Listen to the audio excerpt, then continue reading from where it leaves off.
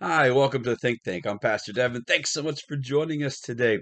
Right now we're in the middle of a political election. A lot of things are happening. We're going to see a lot of crazy stuff go on. You know what the great thing about being a Christian is?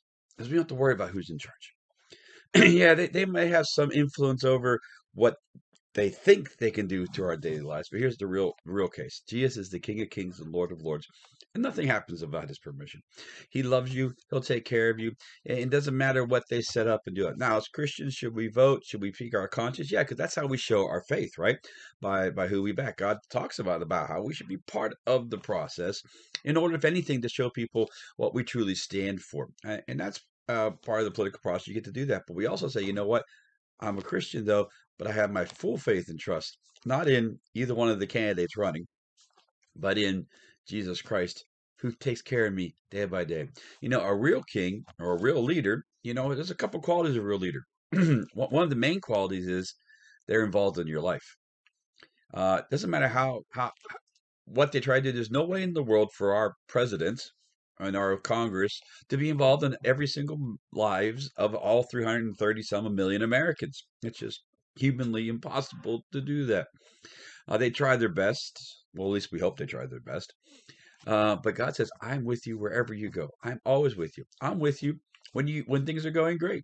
The problem is sometimes when things are going great, we're not always so keen on having God in our lives, right? Hey, God's going great now. I don't really need you right now. That's when you really should make sure you're with God. Sometimes we do something wrong and we're afraid to go into God's presence. But here's the thing: we live in a glass house. God sees everything. He wants to come in not to condemn you, but to help you become better. So don't be afraid to go to God. He's not there to crack the whip over you. He's there to help you. And sometimes we don't go to God, when things aren't going so right in our life. And we go, God, where are you? Well, he says in Revelation 3:20, he's standing at the door and he's knocking. And he's saying, hey, I want to come in. And what you'll feel a rumbling inside of you. You'll feel this unction inside of you. And that's God really banging on your door saying, hey, let me in before you make a wrong choice. So many times we make choices and then it goes wrong. And we're like, God, where were you? And God's like, I was knocking. I was able to help you get the right choice, but you didn't open the door.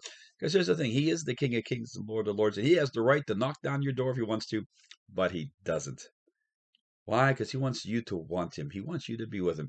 He wants you, but He wants you to want Him to be the King of Kings and Lord of Lords in your life. And He wants to do wonderful things with you. Why? Because Jesus loves you. I love you, and you're absolutely awesome.